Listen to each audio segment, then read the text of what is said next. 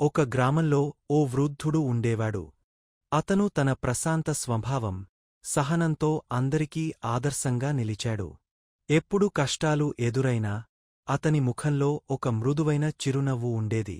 ఒకరోజు గ్రామంలోని ఓ యువకుడు అతనిని అడిగాడు, మీ జీవితంలో ఎన్నో కష్టాలు వచ్చినా మీరు ఎలా ఇంత ప్రశాంతంగా ఉంటారు? వృద్ధుడు సున్నితంగా నవ్వుతూ చెప్పాడు, ప్రశాంతత బయట నుంచి రాదు. అది మనలోని ఆలోచనల నుంచి వస్తుంది. తన అనుభవాన్ని పంచుకున్నాడు. తన చిన్నతనంలోనే తల్లిదండ్రులను కోల్పోయాడు. జీవితం అతనికి చాలా కష్టంగా అనిపించింది. కాని ఒకరోజు అతను గ్రహించాడు, వేదనను మోస్తూ జీవిస్తే జీవితం మరింత భారంగా మారుతుంది. కాని వేదనను అంగీకరించి దానిని బలంగా మార్చుకుంటే జీవితం సులభమవుతుంది. ఆ రోజు నుంచి అతను ఒక అలవాటు చేసుకున్నాడు. ప్రతి సాయంత్రం తన ఇంటి ముందు చిన్న తులసి చెట్టుకు నీళ్లు పోసి, ఇది కొత్త ఆరంభం, నేను ఒక మంచి ఆలోచనను పెంచుకుంటాను అని తలచుకునేవాడు. ఆ మంచి ఆలోచన చిన్నదైనా సరే, ఒక పిల్లవాడి నవ్వు, పొరుగువారి సహాయం, లేదా ఆకాశంలో మెరిసే నక్షత్రం.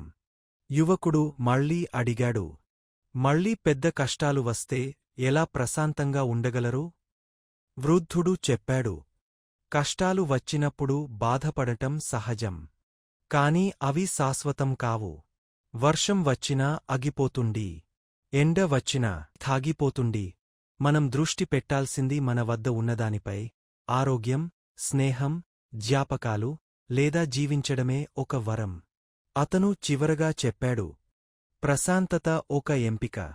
మనం చీకటిని చూస్తే భయం పెరుగుతుంది, వెలుగును చూస్తే ధైర్యం పెరుగుతుంది. యువకుడు ఈన్ని అర్థం చేసుకున్నాడు. అతను కూడా ప్రతిరోజూ ఒక మంచి ఆలోచనను పెంచుకోవడం ప్రారంభించాడు. కాలక్రమంలో అతను కూడా ప్రశాంతతకు ప్రసిద్ధి చెందాడు. గ్రామమంతా ఈ జ్ఞానం పంచబడింది. ప్రశాంతత బయట నుంచి రాదు. అది మన హృదయంలో మొదలవుతుంది.